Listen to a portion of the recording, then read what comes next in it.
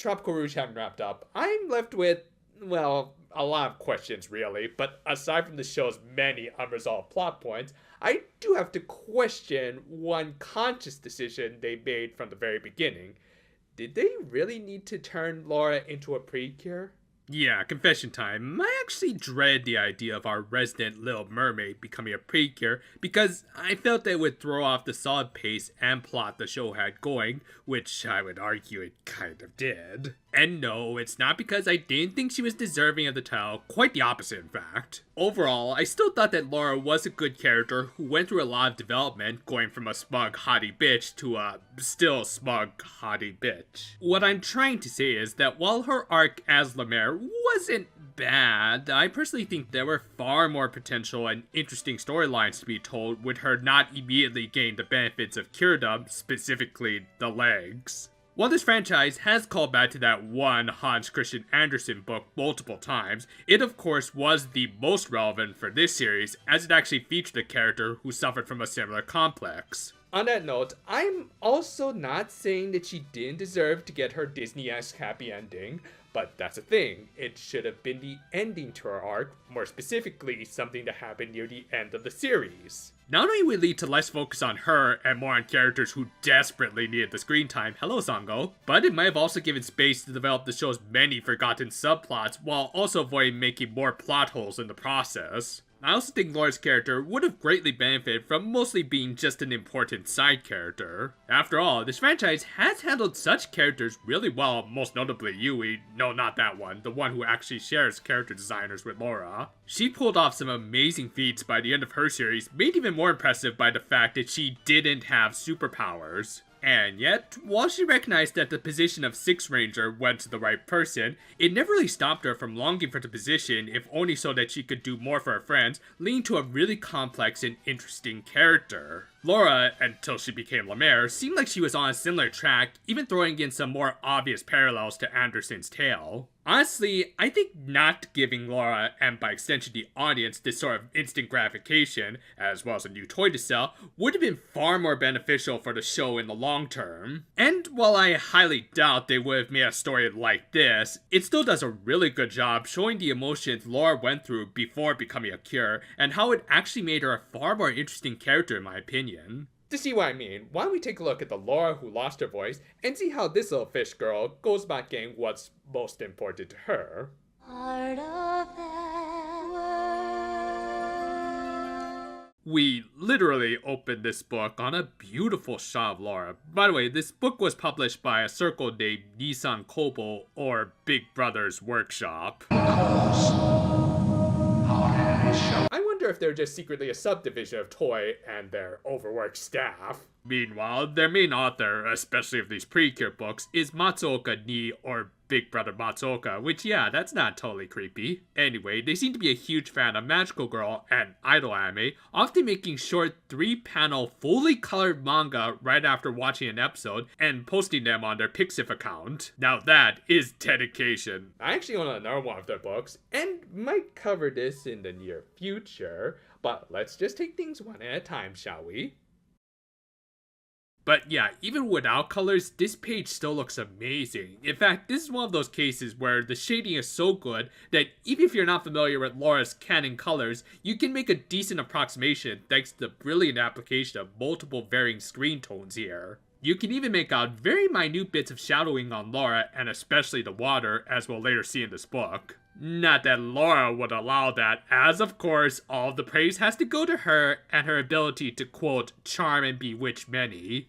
Oh, come on. We all know the only one who can inflict that status ailment is a gender-bent middle-aged man in the body of a borderline loli.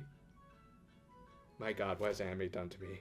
However, she does know at least one person immune to her immediate charms thanks to her anime protagonist's thick-headedness. Granted, Manatsu still praises her, probably more than others, which seems to get the mermaid a tad bit flustered. But yeah, this was also the start of Laura providing some introductions for each of the cures, and some really nice shots. Again, this is a great application of tones. Anyway, she gave Manatsu a kind of complimentary, though still kind of coarse intro, but left a vague little detail at the end. One that ended up making her flop around like a fish on land. No, wait. Anyway, they later stopped by the pre-hug, where she gave Sango a much more demeaning intro that the Cure herself managed to break the fourth wall on. Then again, maybe she just developed a sense for this stuff after the writers procrastinated hard on her development. They tried out some new cosmetics on each other, and Laura, still being a noob to this stuff, just did her lipstick, as that was the thing Manatsu had directly introduced her to. However, she didn't garner any immediate attention from the chap lip cure until she demanded some. Though of course, Manatsu was more than happy to praise her and get really damn close.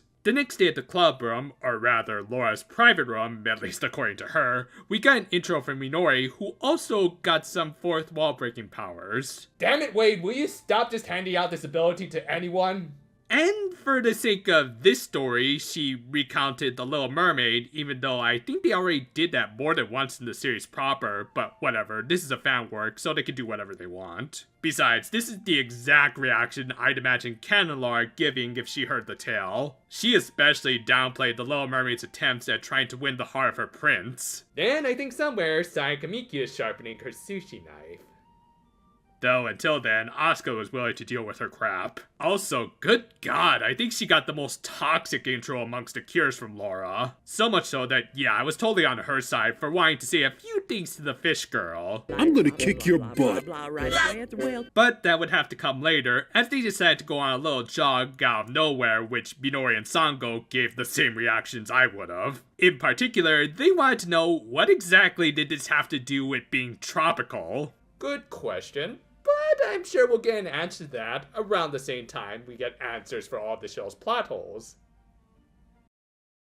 Anyway, the two were quickly KO'd, while Laura just smugly watched as she had the excuse of not having legs. However, Asuka and Manatsu managed to keep going, even getting really close as a result, which also has certain fish girl tightly gripping her seal. But don't worry, all she's doing is practicing her coquina clutch. And to further prove Manatsu was indeed Manatsu, she just kept building her harem as a little floating smartphone watched. Midori in particular almost got the Mahotsukai manga treatment when she couldn't drink her water. Also, I'm starting to realize that I really wish they had used Laura's Yukuri head more in the actual show. But yeah, Laura was slowly starting to realize that she was literally getting the hots for Manatsu, and no, I'm not saying that as a hyperbole, she managed to cook her seal friend a little.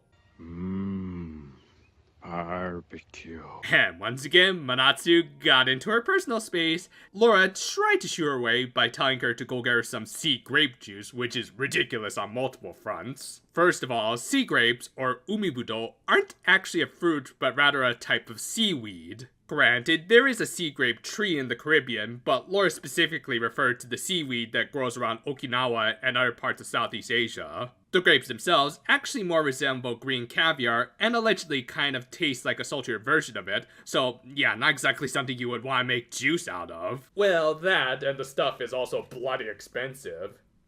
Yeesh. So instead, Manatsu just gave her some cake, as if she wasn't already giving out some Marie Antoinette vibes, and then later ran a bath for her, which seemed to put the mermaid at ease, as she believed this was all she wanted out of Manatsu, a loyal servant. However, things took a little turn when she was gonna wash her tail and started rubbing it very softly, which resulted in the obvious. I mean, I was the one doing the touching, and yet I'm the one who got wet. Thank you, thank you. Good night, everyone.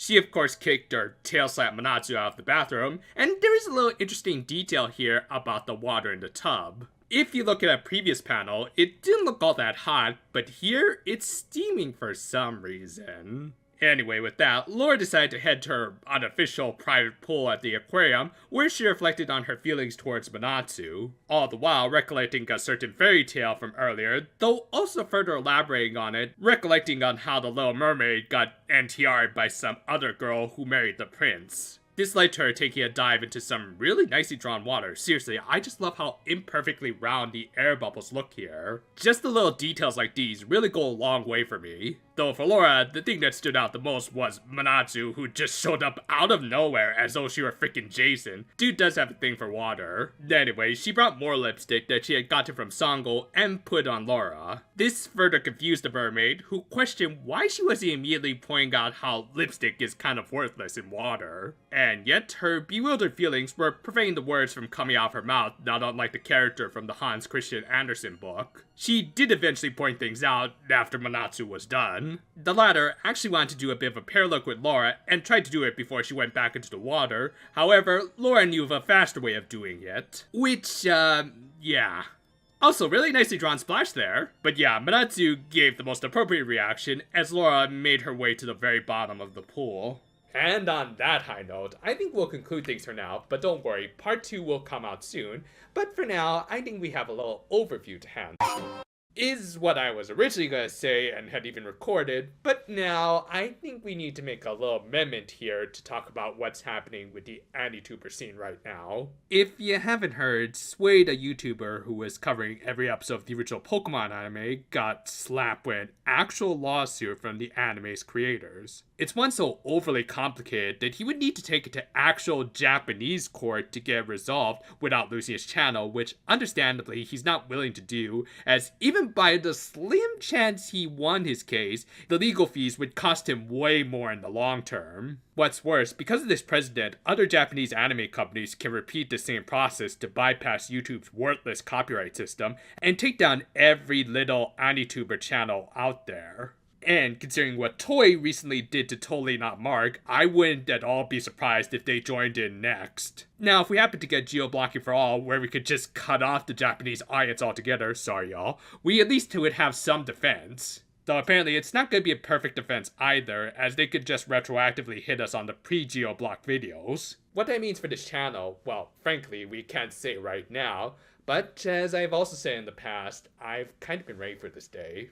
For now, though, we'll have to unfortunately delay the Tropical Rouge overview and just go right into part 2 of this review. The Delicious Party and Wednesday reviews might also see a bit of a format change with more images than clips, kind of like the last minute change up I did for this video. Not sure if it'll help considering our massive backlog though, and if they do slap us, well, I'm fairly confident that we can deal with it financially, but in all likelihood, we'll have to give up on this channel. From there, we still do have the secondary channel, and maybe we'll just move into reviewing Doujinshi full time. Who knows, we'll see how things turn out. As one of my favorite anime characters once said, whatever happens, happens, but believe me, I'm not going anywhere just yet. And until, hopefully next time, farewell for now, my friends. She wouldn't listen! I told her to stay away from humans! They are bad!